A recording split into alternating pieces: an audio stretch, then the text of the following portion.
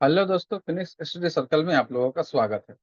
तो हम लोग का जो एनसीईआरटी का सीरीज चल रहा था, ठीक है, उसमें हम लोग बात कर रहे थे केमिस्ट्री का। ठीक है, और ये नाइन्थ क्लास का एनसीईआरटी का हम लोग डिस्कस चल रहा था। अभी तक हम लोग 3 चैप्टर पढ़ चुके हैं। ठीक है, और आज का हम लोग चौथा चैप्टर के बारे में बात करेंगे, जिसका नाम है स्ट्रक्चर ऑफ द एटम, यानी परमाणुओं की संरचना। परमाणुओं की संरचना के बारे में बात करेंगे। इसका स्ट्रक्चर कैसा है, संरचना कैसा है। तो इसमें हम लोग जो बात करने वाले हैं उसको थोड़ा सा देख लीजिए। एटम और आयन का कुछ बेसिक बात यहाँ पर बात करेंगे, जो पहले हम लोग बात किए हैं। उसके बाद सब एटॉमिक पार्टिकल के बारे में बात करेंगे, इलेक्ट्रॉन और प्रोटॉन का। फिर स्ट्रक्चर ऑफ द एटम, इससे रिलेटेड स्ट्रक्चर के लिए थ्योरी दिया गया है, उसके बारे में बात करेंगे। जैसे थॉमसन मॉडल है, रदरफोर्ड मॉडल है, बोर मॉडल है। उसके बाद न्यूट्रॉन के बारे में बात करेंगे। ठीक है। उसके बाद जो है इसमें जो बात करेंगे वो करेंगे कि कैसे जो है उसका एटम में इलेक्ट्रॉन डिस्ट्रीब्यूटेड होता है उसके ऑर्बिट में, उसका रूल क्या है वो देखेंगे। उसके बाद वैलेंसी के बारे में बात करेंगे, इसका पहले भी चर्चा किया जा चुका है। फिर एटॉमिक नंबर और मास नंबर का बात करेंगे। फिर आइसोटोप के बारे में बात करेंगे और आइसोबार के बात करेंगे।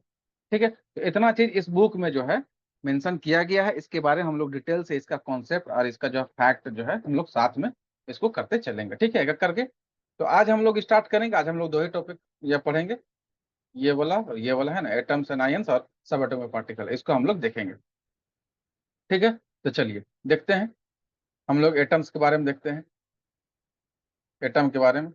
तो एटम है या मॉलिक्यूल है, ये हम लोग देखे हैं कि यह जो है फंडामेंटल बिल्डिंग ब्लॉक है। क्या है? फंडामेंटल बिल्डिंग ब्लॉक है। किस चीज का? Building block of a matter.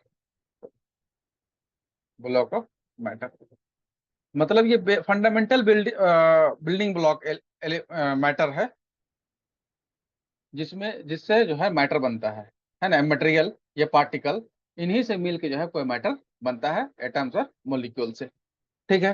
तो यहाँ पर जैसे बात आएगा कि ये जो, इससे पहले ही बात आया था कि इसमें जो एटम्स होता है तो वो डिफरेंट एलिमेंट में एटम्स डिफरेंट कैसे हो जाता है, इसकी वजह क्या है। सबसे पहले इसका रीजन जानेंगे, क्यों होता है, और क्या ये सही में इंडिविजिबल है, ये आगे डिवाइड नहीं हो सकता है ये। एक ये भी क्वेश्चन है, एक ये भी क्वेश्चन है। एक क्वेश्चन और है कि अगर जो है एटम, इसमें चार्ज आ जाता है, चार्ज, क्योंकि चार्ज हम लोग पढ़े थे आयंस के बारे में, इसमें चार्ज आ जाता है, तो ये चार्ज कहाँ से आते हैं और ये कहाँ रहते हैं। तो ये कुछ क्वेश्चन है जिसका जो है साइंटिस्ट लोग रिसर्च कर रहे थे, और उसी में पता चला कि एटम्स के अंदर भी कुछ जो है सब एटॉमिक पार्टिकल है। ठीक है। तो 1900 ईस्वी तक आते आते पता चला सबसे पहला सब एटॉमिक पार्टिकल का बारे में पता चला, जिसका नाम था इलेक्ट्रॉन, जिसको ई माइनस से डिनोट करते हैं। और इसको डिस्कवर करने वाले थे जे जे थॉमसन। ठीक है। इन्होंने जो है कहा कि एटम के अंदर एक जो है सब पार्टिकल है। ठीक है, और वो क्या है? इलेक्ट्रॉन है। और इलेक्ट्रॉन के बारे में बोला गया कि इसमें जो यह जो इलेक्ट्रॉन है वह जो है नेगेटिवली चार्ज होता है। कैसा होता है? नेगेटिवली चार्ज होता है, ये नेगेटिवली चार्ज है। ठीक है। और बोला गया कि इसका जो है मास जो है ना, मास वो नेग्लिजिबल है, माने बहुत ही कम है।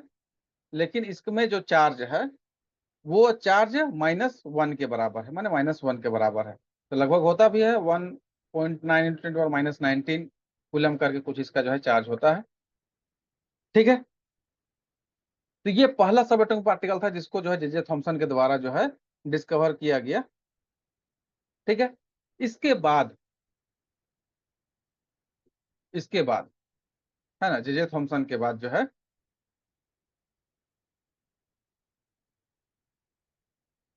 प्रोटॉन का खोज किया गया। प्रोटॉन का खोज किया गया ई गोल्ड स्टीन के द्वारा 1886 में इसको जब खोजा गया। और ये जो है एक एक्सपेरिमेंट कर रहे थे, ठीक है, गैस डिस्चार्ज का, गैस डिस्चार्ज रेडिएशन का एक एक्सपेरिमेंट कर रहे थे। उसी में इनको जो है एक केनाल रे इन्होंने नाम दिया था कि केनाल रे इससे निकलता है, इस